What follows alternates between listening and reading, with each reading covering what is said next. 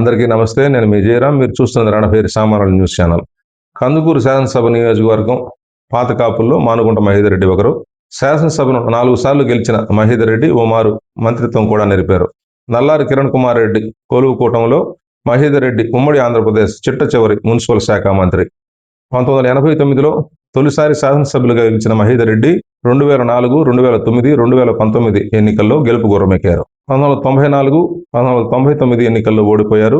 2014, 24 ఎన్నికలకు ఆయన దూరంగా ఉన్నారు.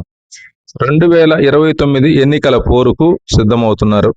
శాసనసభ ఎన్నికలకు 3 ఏళ్ల సమయం ఉన్నప్పటికీ ఆయన ఇప్పటి నుంచే రంగం సిద్ధం చేసుకుంటున్నారు.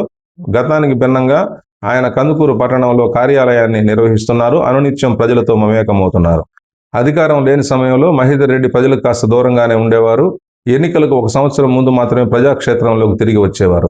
1994, 99 ఎన్నికల్లో ఓడిపోయినప్పుడు ఆయన చాలా కాలం క్రియాశీల రాజకీయాలకు దూరంగా ఉన్నారు. 2014లో ఎన్నికలకు దూరంగా ఉన్నప్పుడు కూడా ఇంతే.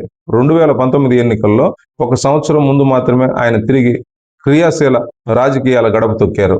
నేటి జనం నిత్యం తమకు అందుబాటులో ఉండే నాయకుల్ని విశ్వసిస్తున్నారు, ఆదరిస్తున్నారు.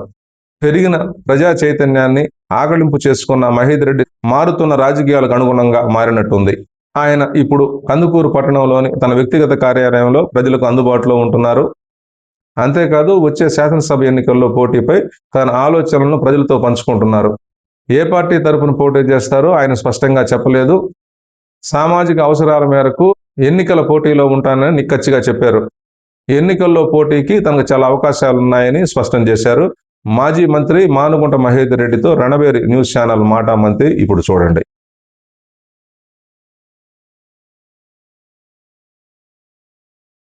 రాజకీయాల్లోకి రావటమా రాకపోవటం అంటే కొన్ని నైతిక విలువలు బేస్ చేసుకొని ఉంటున్నాం.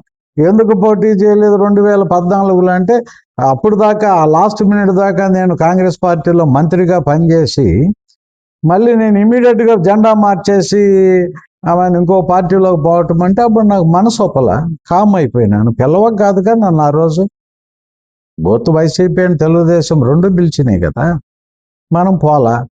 మళ్ళీ 2019 నుంచి 2024 దాకా వైసీపీలో నేను ఎమ్మెల్యేగా ఉంటూ all of a sudden the very next moment ticket రాలేదని చెప్పి నేను అమ్మాయిన తెలుగుదేశానికి పోవటం అనేది అది నాకు మనసుకు రాలా. మా ఎంపీగా చాందోరం అడిగారు, సరే ఇంక మిగతా వాళ్ళ పేర్లు వద్దులేండి చెప్తా. అది మన మనసుకు అనిపించాలి. కొన్ని మోరల్ వాల్యూస్ ఉంచుకోవాలనుకొని ఒక భావన, అది కరెక్టా కాదు అది భగవంతుడి కనుక.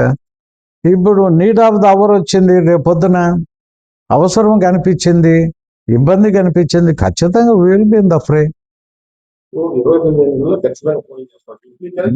నేను ఖచ్చితమైన పదం వాడటంలో ఇఫ్ పబ్లిక్ నీడ్స్, ఆ అవసరం అనేది కనిపిస్తే, సామాజికంగా అవసరం ఈ ప్రాంతంలో ఉంది అనే భావన ఉంటే రావాలి ఒక దీనికోసరం అంటే ఖచ్చితంగా దానికే వెనకబానుగా ది ఛాన్సెస్ ఆర్ మోర్, అంతవరకు చెప్పగలం. అది దాంట్లో ఆలోచన ఏముంది. ఈరోజు కొత్తన ఇప్పటికి 10 ఎలక్షన్లు చేశాం మా కుటుంబం తరఫున. మా ఫాదర్ 4 సార్లు చేశాడు, నేను 6 సార్లు చేశాను, పోటీ చేశాము. ఇప్పుడు 10 ఎలక్షన్లు చేసిన వాళ్ళమే. మాకు 11 భారం అనిపించగా. ఇప్పుడు దానికేమి డబ్బు ఉంటేనే చేయాలని రూల్ ఏముంది. అభిమానం ఉంటే వేస్తారు, లేకపోయినా నష్టం ఏం లేదుగా. వయసు పెరిగేదానికి దేనికి బాడీ సహకరిస్తున్నంతసేపు ఇబ్బంది ఏం లేదు. కళ్ళు కనిపించను, చేతులు కాళ్ళు ఎవరినో పట్టుకుంటే తీసుకుపోయి నడిచే స్థితిలో ఉంటే ప్రాబ్లము. ఇప్పుడు ఎక్స్పీరియన్స్ లేకనే కదా ఈరోజు రెవెన్యూ వ్యవస్థ కొనారిల్లిపోయింది. అనుభవం అందరూ రిటైర్డ్ అయిపోయినారు. ఈరోజు ఎవరికి తెలుస్తుంది? ఇప్పుడు ప్రజలు కోరుకున్నారండి, పాలకులు పరిపాలిస్తున్నారు. మధ్యలో మనం టూ ఎర్లీ టు స్పీక్. నేనంటుంది 7 వ్యక్తులతోటి నాకేం సంబంధం, నాకు కావాల్సింది వ్యవస్థ. మీరు అడుగుతుంది వ్యవస్థలో జరుగుతున్న అవకతవకలు, ఆ వ్యవస్థ యొక్క ఏ రకంగా వ్యవస్థ నడపబడుతుందని అడిగారు. నడపబడుతున్న విధానం చెప్పిన. ఇక్కడ నాకు ఇంటూరు నాగేశ్వరరావు ఎట్ట నడుపుతున్నాడా, బుర్రా మసూద్ ఎట్ట నడుపుతున్నాడా నాకెందుకు. that party's headache is not my headache, and that is the voters' headache. వాళ్ళకి ఓటేసిన వాళ్ళు తృప్తి చెందారా లేదా అనేది వాళ్ళు నిర్ణయించుకోవాలి, మనం కాదు.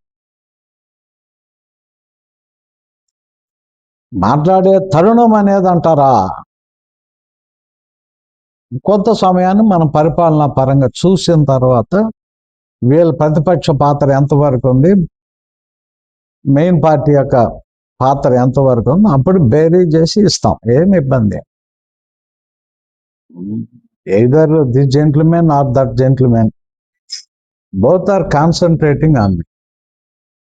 నేను చాలా నేను అసలు ఎవరికి ఫోన్లు కూడా చేసి రమ్మని ఆఫీస్ కాడికి, ఎందుకు వాళ్ళని మనం ఇబ్బంది పెట్టం, ఎటో ఒకటి ఓటేసి ఉంటుంది, మనం why should we disturb them అనేది మన ఆలోచన అంతే. మనం కానీ targeting is not correct, wrong targeting.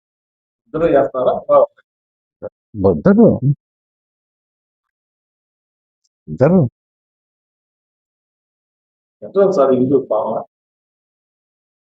నాన్న, ఇప్పుడు మనం ఒకరి పాలన గురించి మనం మాట్లాడటం అనవసరం. ఎందుకనంటే గతంలో పబ్లిక్ కాదు ఇప్పుడు ఉండే public are totally quite clever and wise, బాగా తెలివిగా ఉన్న వ్యక్తులు ఉన్నారు. గతంలో కంటే ఇప్పుడు విద్యార్థికుల సంఖ్య పెరిగింది.